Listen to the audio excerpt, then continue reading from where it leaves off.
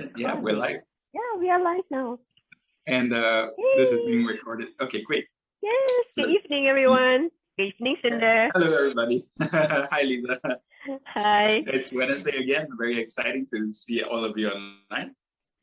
Yes, and hope everybody is holding good on now with the EMCO and all. So Yep. today topic is pretty interesting. This is what is time? Are we affected by it, and does our consciousness create it? So this Yeah. is quite a heavy and quite I feel that it's a very vast topic. Yeah, and I read that Einstein says time is an illusion, right? He says that time is relative and flexible, and dividing line between the past, present, and future is an illusion. So let's see what is your insight on this, Sundar.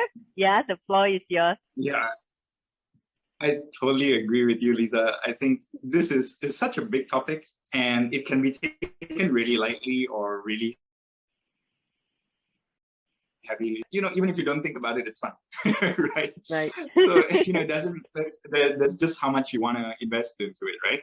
And I feel like having that understanding really helps us to align with our purpose, with our direction, and gives us a very good perspective of a one lifetime or a 1 year, or maybe if we're talking on the scale of the galaxy, what's a trillion years, because for the galaxy a trillion years is like 1 year for us. That's it. So having that perspective in mind, I feel it helps to put many things into scale, right? So looking at the big picture, and then also thinking about ourselves, thinking about the small picture. Right. And so I like this. In pranic healing, Master Cha says this, right? There's different levels of truth, and also different perspectives of truth, different facets of the diamond. So I always love this because when Einstein says that time is an illusion, past, present, future, it's actually all just something you create in your mind. I feel like on a very high level or on a very deep level, yes, this is completely true. But yet, we also know there was yesterday and there was tomorrow.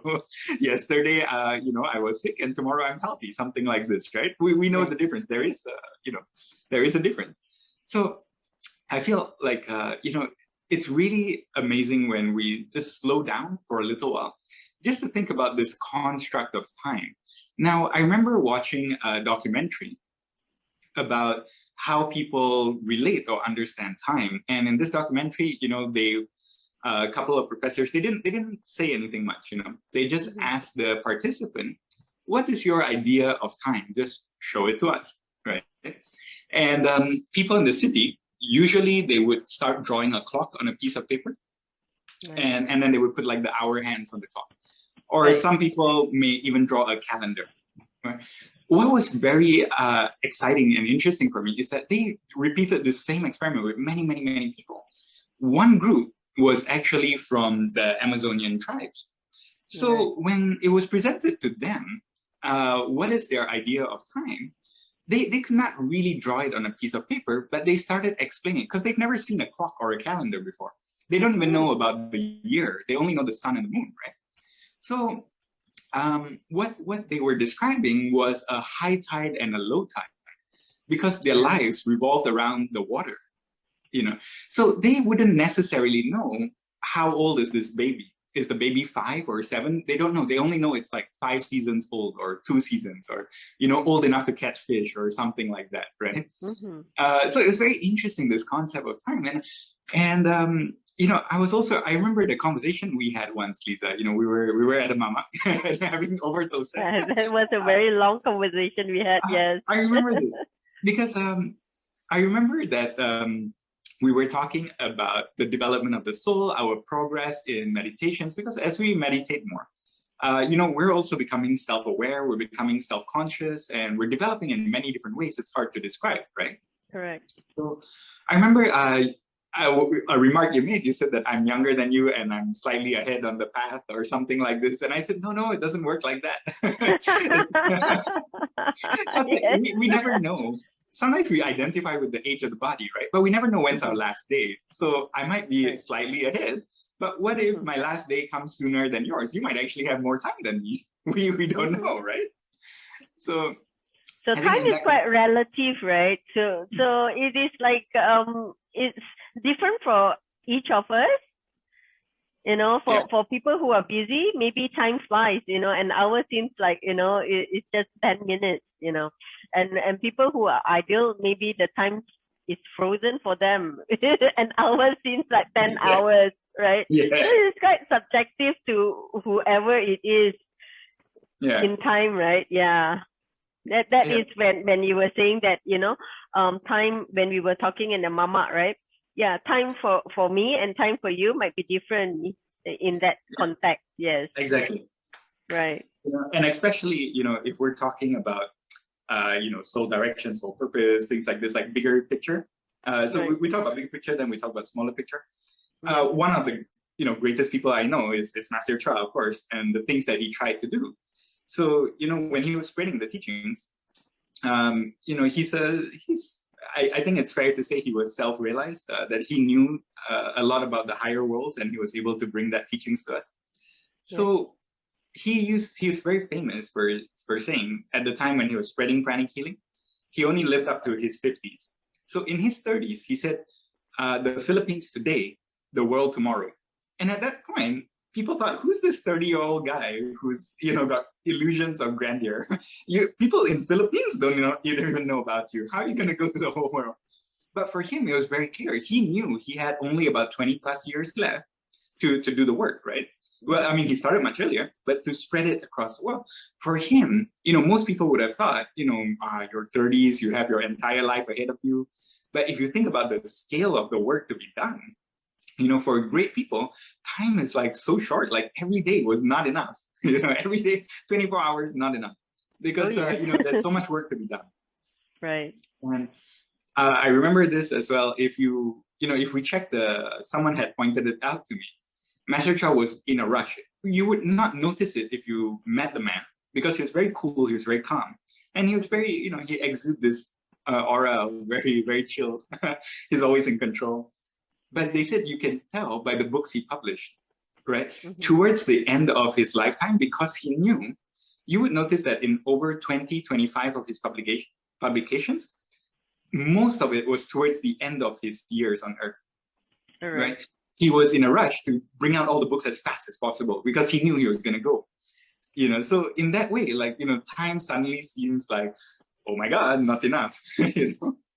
And in the small picture, sometimes we don't realize, like, you know, we think about 20 over years, 30 over years to do such a big goal, right? You know, some of us actually have not achieved greatness. If you think about other great people in the world, right, who started fantastic organizations and charity works and things like that, you know, you wouldn't see it like in a day. What am I doing today that in 30 years it's going to be like super amazing worldwide success, helping people sort of thing, right? Right. So in the small picture, sometimes we just go like, oh, okay, you know, it's just mostly a routine day. You know, we go to work, we go to bed, we have some food, we have a shower, we fall sick, we keep in touch with friends. There's always you know, tomorrow. Yeah, right? In the small picture, you know, time is like almost just a mechanical machine. Like, it just keeps moving, you know. And I guess that's where, you know, Albert Einstein was also saying it's like an illusion, you know, because most of the time we spend is just in maintaining the body, in feeding the brain, in feeding the body, cleaning the body. How much time do we actually spend on what's permanent about, you know, doing things beyond ourselves that would last beyond the body, maybe not even recognized by the body anymore? So, like, for example, you know, Albert Einstein, people still recognize his body, but he's gone already. Like, you know, Pythagoras, he gave some great mathematical formulas, and it lasted way, way beyond, right? Way, way beyond his lifespan. So, like, you know, when you think about that, actually, time is really irrelevant because, you know, it doesn't matter what you do in your daily efforts, right? You know, what matters is what lasts in your legacy. Right. Yeah. From what Albert Einstein was affirming, that, you know, time was an illusion, right? Actually, if you look at it, we create time in our own reality, in our own physical reality, yeah, with our thoughts. So it is how we look at things, how from us to get from here to there, it's just the mind. Say, okay, I'll be there in 10 minutes, but where is the time of 10 minutes? Yeah.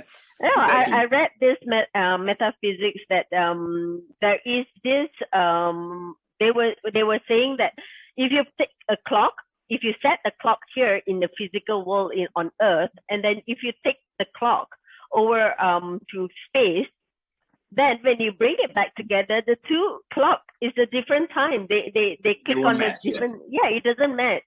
So the time that we have here actually is physical, isn't it? It is created by our own thoughts. Because if you go out to space, there's no time. The moon and the sun. Yes, exactly. So Albert Einstein, I look at it that he's really the most brilliant genius of our time.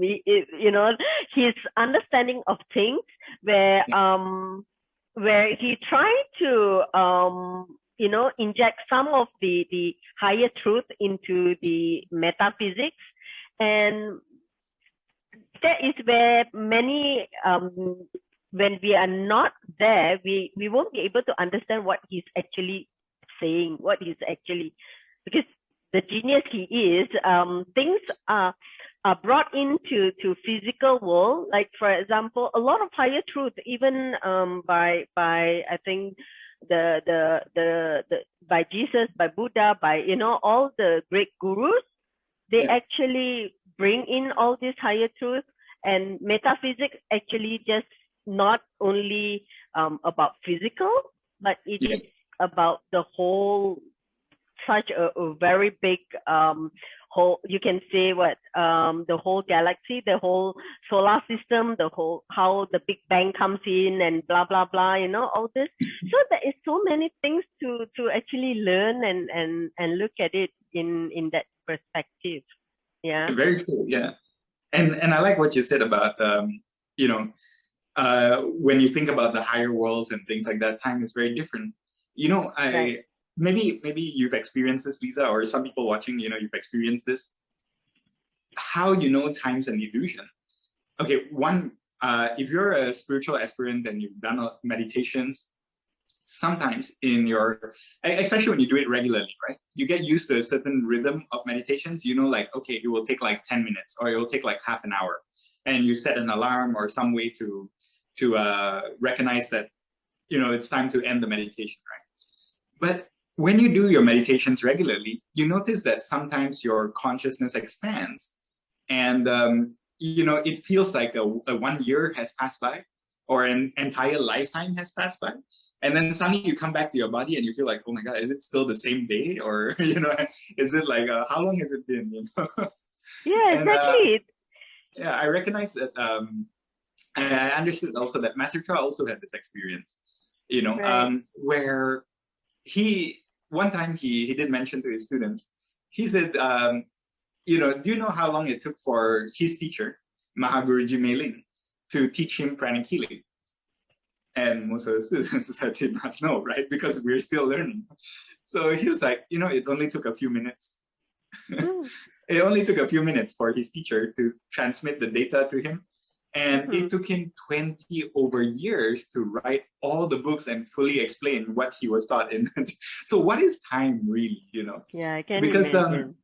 Especially when you're meditating and your consciousness expands, consciousness is faster than the speed of light.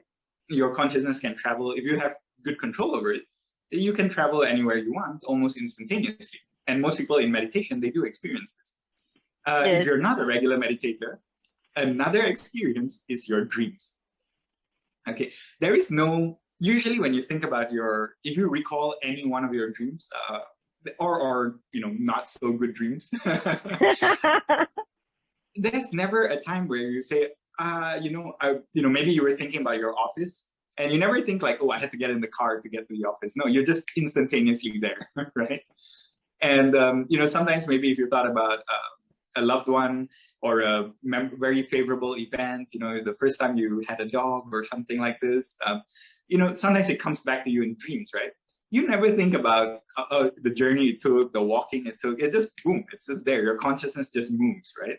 Yeah. So where is time then? Because you can just access the past anytime you want. And maybe if you had some, if some people were developed, they could access the future anytime they wanted. So of course we know that's quite rare. So what is time really? Where does it exist? Does it exist on Earth, on the sun, on the moon? Does it exist in the mind? Where is time? So that's why I like the second part of this topic, which is, did we create it with our consciousness? I think that was a really important point. I think that was very interesting that you brought up the meditation, because this was one of the conversation I had with one of my girlfriend. She was saying that, when the consciousness expands, right? Is there, would you know time? Would you recognize it's time for me to come back? I said, well, when the consciousness expands, right, you're actually in the stillness. When you are in the stillness, there is no time. That is why you have, you put your alarm for you to come back, because you won't recognize the time. So that is once when I went into meditation, and I thought I was just like, 10 minutes? But when I came back, it was 35 minutes. I was gone like 35 minutes, So I thought it was just 10 minutes. It felt so short, but actually the time over here, it was longer. Yeah. So these are the experiences that, if you look at it, what is time? Time, does it really exist right now? If you're looking at it, why do we go into meditation? We feel that it's just 10 minutes, and then we come out, we look at the time, it's more than half an hour. Yeah. Yeah. And yeah. So, go ahead. Go ahead. Yeah. This was a very good point, right? Because I also think, like, when we expand our perspective, what are we actually doing here on Earth? What are you doing with this body? What are you doing with your life? Now, time is a very important question. Do you look at it like, because there's no wrong answer here, right? I've known stories of single moms, right? They've had 3 kids, the husband passed away. This is a real story. 3 kids, husband passed away when the kids were teenagers. And, she was just a bank teller. She needed to really work her ass off. And, every day was just about feeding the kids, going to work, feeding the kids, going to work, and getting them to school, just saving enough money. And when she shared her story, she said, I was surprised to learn. She said in 10 years, she has educated 3 of them to become pilot, a lawyer, and a doctor. And I was like, wow. The way she made it sound was a lot more than 10 years. I was like, I don't know if I could do that in 10, educate 2 kids in 10 years. Some people having babies, they think like, oh, we have to plan 20 years for the college education. And I was like, this woman had 3 kids to plan for in 10 years, and she didn't get an inheritance from her husband or anything. So I was like, when you're in that kind of situation, time is just every minute, every day, just do, right? There's no time to think about what is my purpose and blah, blah, blah. So there's no wrong answer. The small picture is true too. Because if we're thinking about the big picture, I always like to go from the top down, because it makes more sense to me that way. If we thought about, so what am I doing, and am I happy in my life, right? Because ultimately, people don't remember what you did for them. They remember how you made them feel. The emotions and the love is what people remember. And, this was very true. I remember my childhood in my grandfather's house. He's no longer around. But they weren't very wealthy. It's a very lowly, just a badly maintained bungalow. And he had like a lot of children. So when the grandkids came over, my grandfather was famous for saying like, oh, we've got something special for you. And that would make us go crazy, right? But actually it was just fried chicken. but when he said it was special, must be very tasty fried chicken. Yeah, it's because of and I remember that I couldn't speak Tamil, so I couldn't communicate with them. I used to scratch his back and point at the freezer saying I want ice cream. Oh, that's so cute. Yeah, those were my memories. But when I actually think back now as an older man, I think back to my grandfather's house. It actually wasn't a great place. It wasn't probably a good, it wasn't very well kept. The garden was very nice, but you know, it was not like some of the fancy condos and luxurious places that you would find now. You know, I was like, the gate was open. We would be rolling in the mud. If we got sick or we hurt, if we rolled down the hill and we hurt ourselves in the longkang, like, well, okay lah, too bad lah. You know? Now these kids don't get to enjoy that, yeah. Yeah, so, you know, that's what I'm thinking, right? When I thought about my grandfather, it wasn't really, and I think for most people, you would have a similar memory. If you thought about someone you love, you think about how they made you feel, not about what they actually did or where the place was. All that wasn't important. Right. So what's the point of talking about this, right? The point is about what brings you joy, right? About who are you as a soul, as a person, what do you want to do on this earth? And, you know, one of the best things to do, you find joy in serving others. This is, you know, it raises your happiness, and there's always more, like, you know, there's always the karma, good karma from that. And I've never met a single person that I've helped someone else and said they feel worse. Like, it's never happened. This is really inner joy, inner peace, to be able to help someone else, right? You know, so when we start thinking about this now, not everybody has to be a pranic healer, but, you know, but that's one of the greatest gifts you can give, is the gift of good health, right? But some people, you know, maybe they're a very good architect, or they're very good counselor, or they're very good chefs. You know, sometimes good food when you're sick, good food is amazing, you know, or just that call from a friend when you really need someone to shoulder cry on you. Yeah. So all these things, when you start to think about that, and then you think, okay, this is what I want to do in my life. And how old am I now? What resources do I have? See, when you start thinking about the details, I feel suddenly time becomes about your very present situation in the body now, right? You know, so we filter down in this way, and then time kind of makes sense. Yeah, I've never really thought of all this when in early years. Yeah, when all we do is just work, like you said, you know, you're right. We'll just look at, we are working and we are providing for the family and, you know, the kids and all that. We have never really thought what we want to really achieve at the end. Yeah. Of course, in between, we will have charity, you know, we will donate here and there, but I've never really thought of service as large, you know, part of my life. Remember, I was telling you about, I shared, you know, when I was young, I said that, you know, I look at the beggars on the street and I was wondering how to help them, because if I were to help one, I can't help all of them. You know, I don't have the means to do that. Yeah. So now that I've learned the skill, I actually felt that we are really blessed.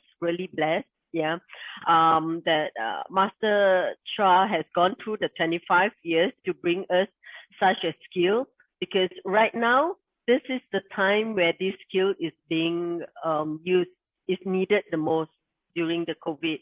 You know, we endlessly have been helping a lot of people to recover from COVID. Yeah. Even if they are in the hospital and all that. And this is a skill that you do not have to be there. You can do it, you know, from a distance. That's the amazing part of it. Yeah, this is really a tremendous gift from Master Chua to us all. Yeah, I felt that really. Yesterday there was this girl text me and she was asking, you know, about the COVID and all that. Yeah, and she was saying that she felt that she is very blessed that, you know, she has gone to study this, and now because her friends or her staff was being tested positive, she can do something about it instead of just sitting down and just, you know, just do nothing. She at least right now, she is able to help in any way she can. And that's really tremendous. Yeah. So looking at this, the time spent every day is well spent right now. Yeah, it's not so much of sorry. Yeah, like, you know, you were saying about your friend, right? Yeah. I think in that situation, you know, see, before pranic healing, before we came to know about it, most of the time, what would a regular person do? They would just sit down and they would wait for news from the hospital. And, Right. you know, as it is now, you know, hospitals are overwhelmed. If there was a patient with COVID or diagnosed with COVID, the hospital doesn't have time to ring you up, right? Right. So imagine the family that's waiting on the news. Time seems like, oh my God, like it's an eternity. Even 24 hours Oh, feels yes. like, oh my God, you know, and, you know, I but can having the imagine. ability to do something about it, suddenly time is not that slow anymore. You know, because we Yeah. can actively help, we can send energy, we know how to clean the chakras and the aura, and Yeah. you know, we know how to assess the patient. So, you know, having all these tools, like you said, you know, because we're so involved in this, you know, sometimes I have to step back also to think like, what did I do in the last 24 hours? And I was like, oh my God, the day passed so fast. But if you're a family member waiting on a patient, like, you know, 24 hours is an eternity. You know, it's so long. Right. Like, why is the doctor not calling? You know, At least you know that you can do something. Yeah. Yeah. Yeah. yeah, The worries get lesser because you are doing something to actually help the person to heal faster. Yeah. yes, In the, like you were saying just now, you know, not many of or not all of us need to be a pranic healer. So how we help to contribute, there are other ways, I'm sure. Donation for food bank, you know, to help out with all the medical equipment, you know. You could donate to that. And what else? Help them to distribute food, you know, all these things. That there are many ways of doing service. Yeah.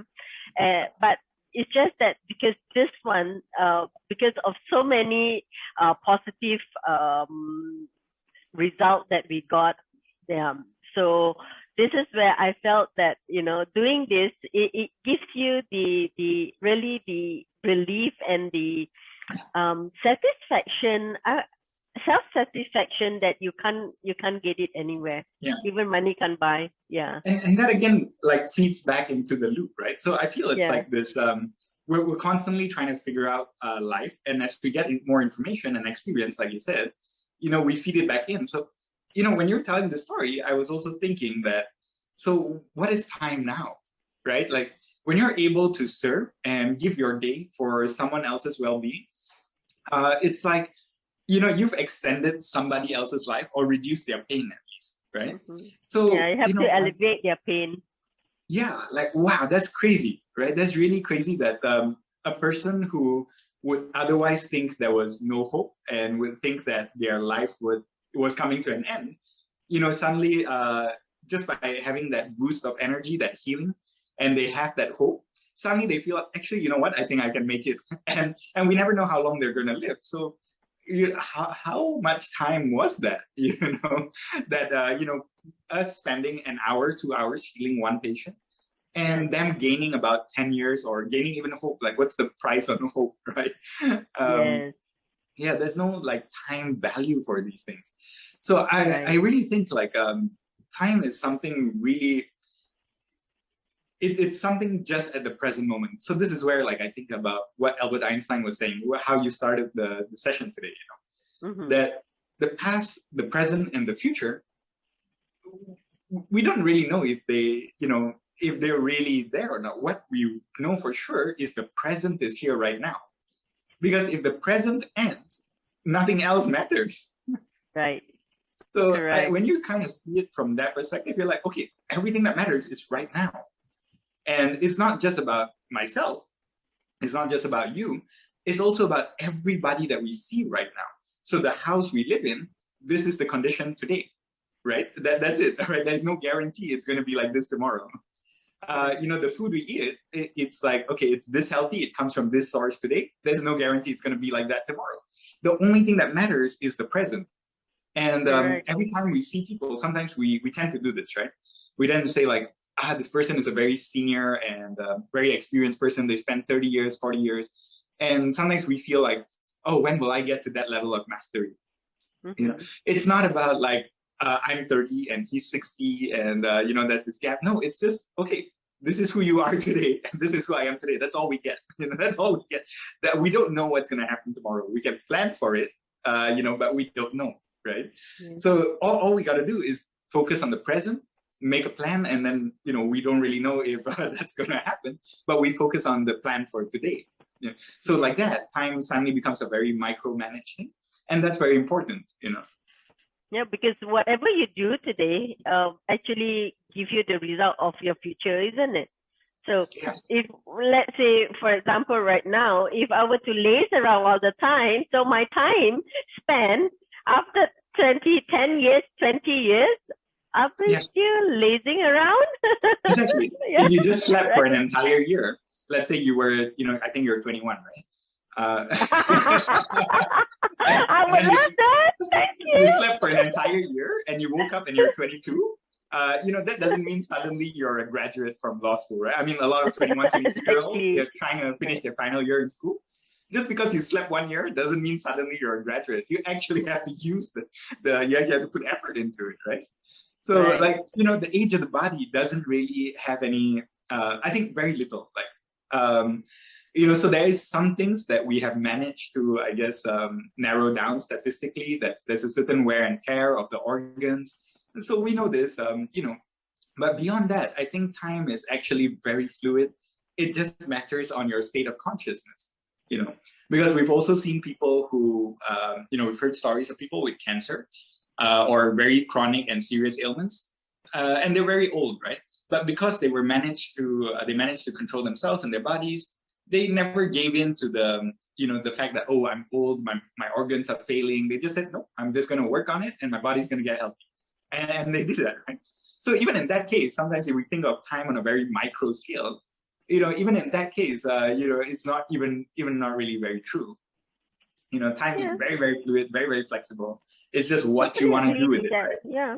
I think age is not a matter at all, because even if you are at 50 years old, let's say, and you come to an awareness that, oh, I'm 50, and if I look at the time that I have right now, if you come to that realization, what do I want to do for the next 20, 30 years of my life, right?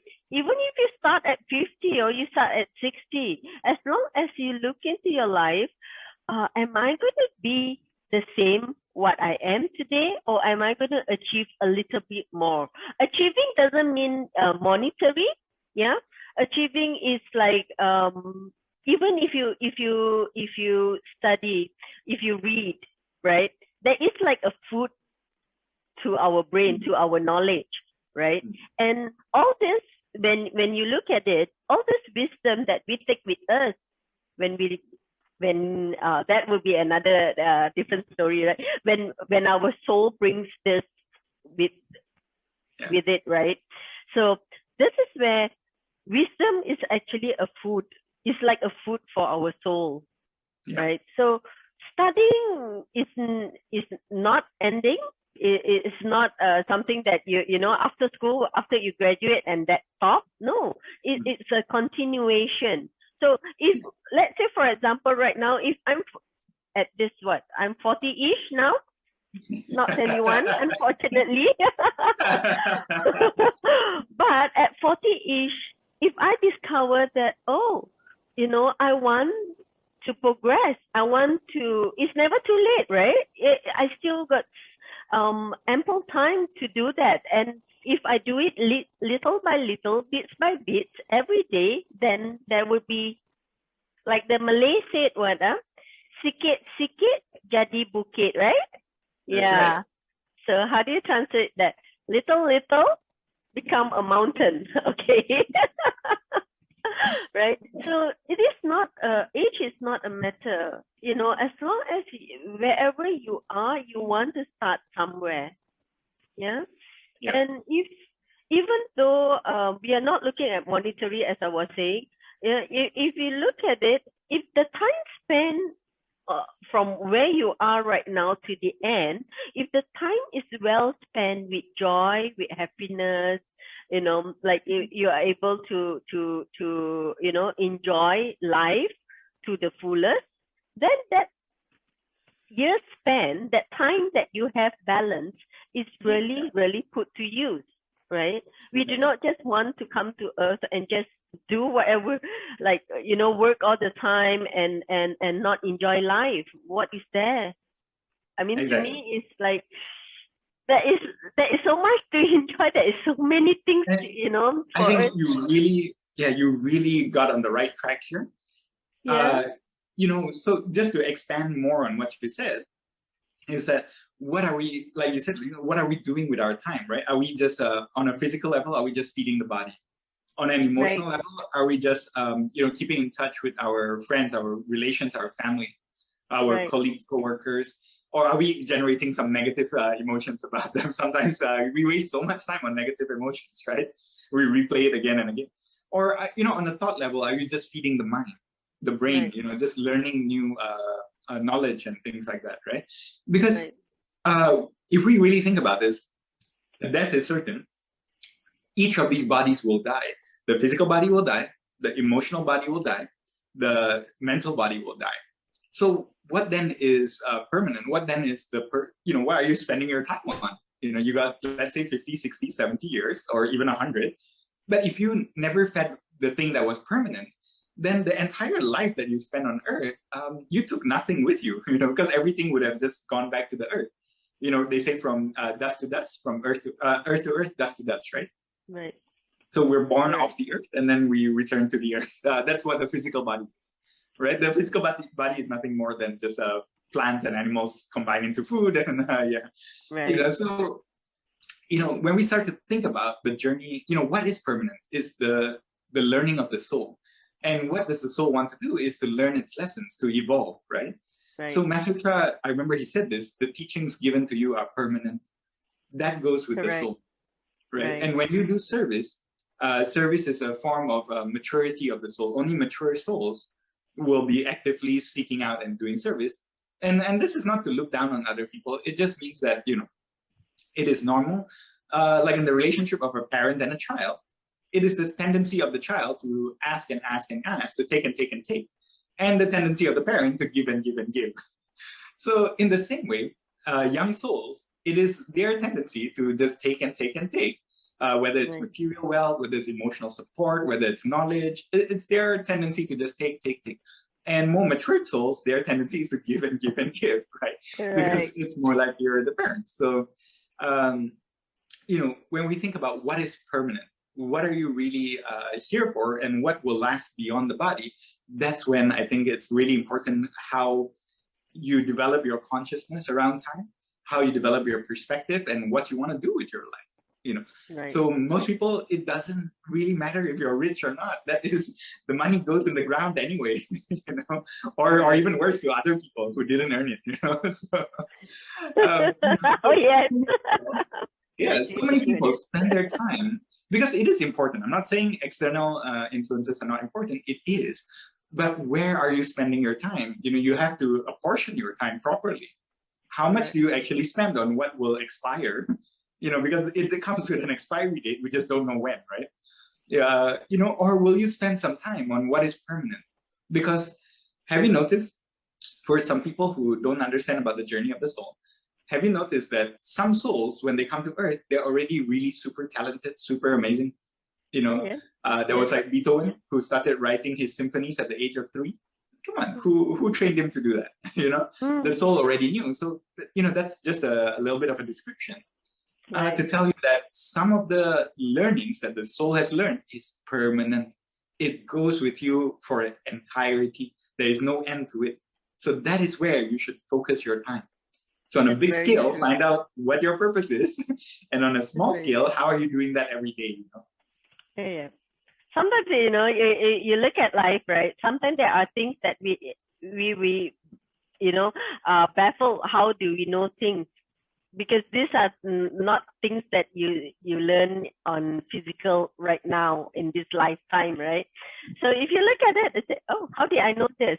This must be that a lesson that has been learned in the past, right? So if those who believe in reincarnation, that is what you bring over time, right? Your knowledge over and over, and you increase your knowledge and you bring back your knowledge, and and it keeps rolling like that. Yeah. Yeah. Yeah.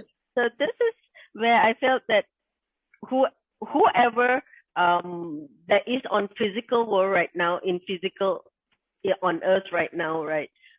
No matter how old you are, even if you have reached a day, even if you are 60, you come to a realization that you have this much of time here on earth, and you want to make full use of that time.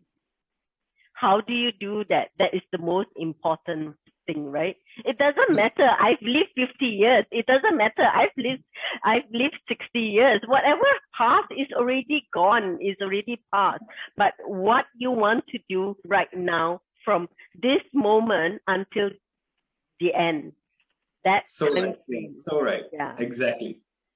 So that I feel that is most important right now. Yeah, because you can say your whatever age you are. In a lot of cultures, in a lot of communities, they give respect to the elderly or senior people, just because of their age, right?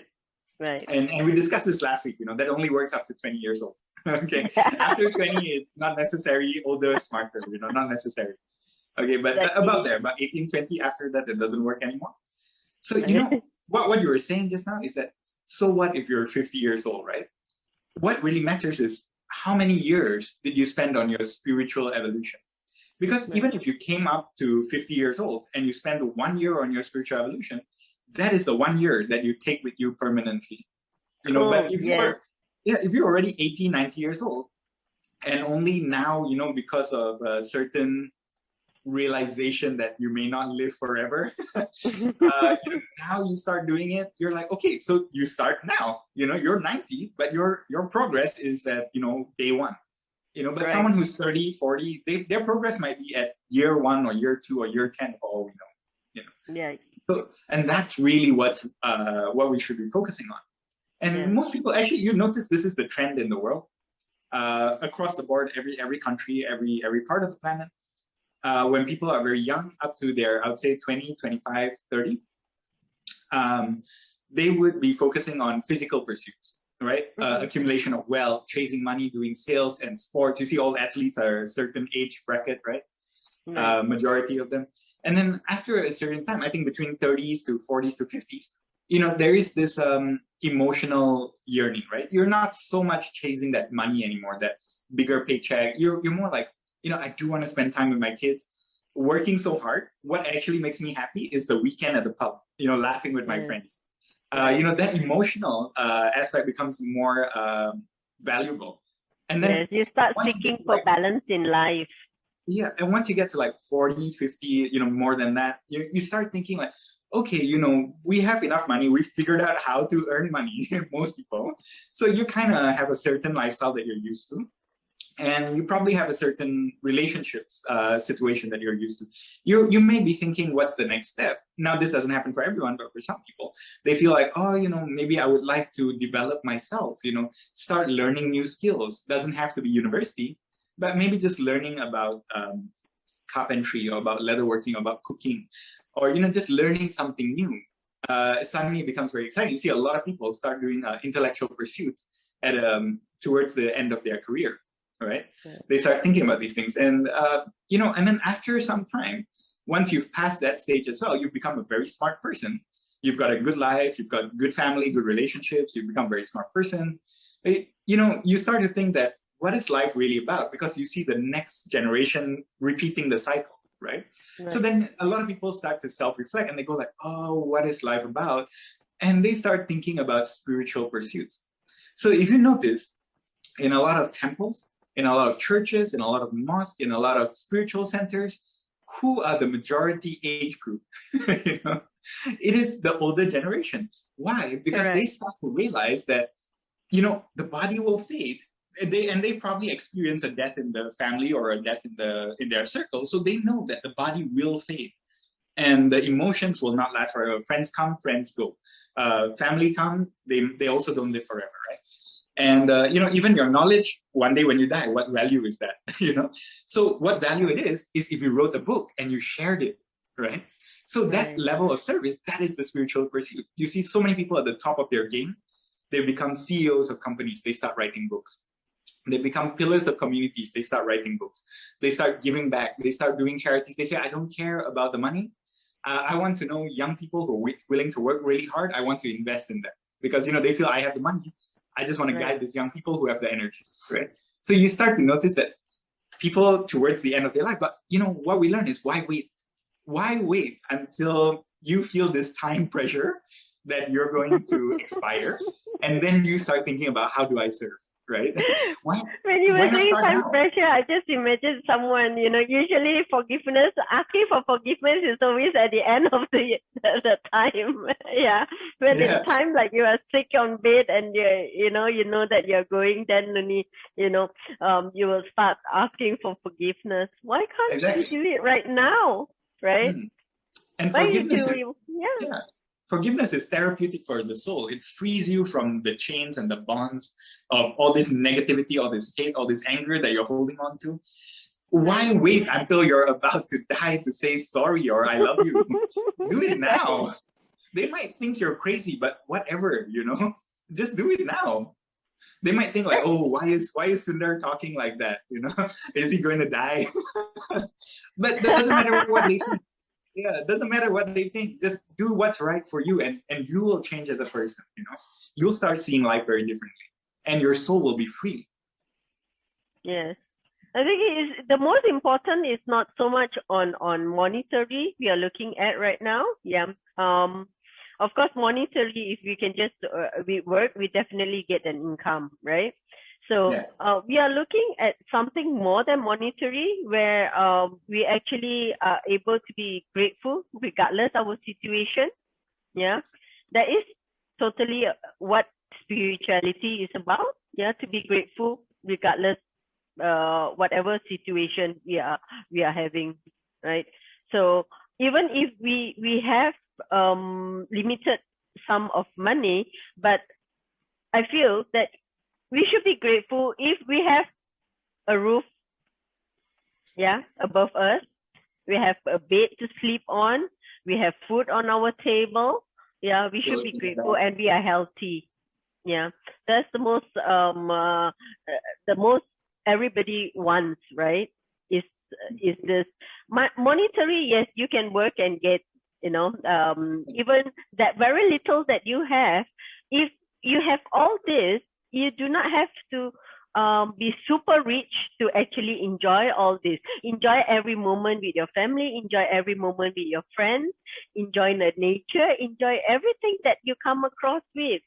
The everything that you pass through, you are able to enjoy that very moment. Because they only last at the present moment. That's it. Right. Yeah, we are the most luckiest human being on earth, because we are able to feel, we are able to taste, we are able to have expression. Yeah. So enjoy all this, to actually make full use of that emotions, expression, whatever you have, to live life to the fullest. That's what I felt, Thank you, Liza. That was amazing way to end the session. Just live life to your fullest, be grateful. Yeah. Yes. I resonate so much. Yeah. Okay. So our time is ending for today, and we will see you next Wednesday. Yeah. Keep safe and good night. Take care, everyone. Bye. Bye.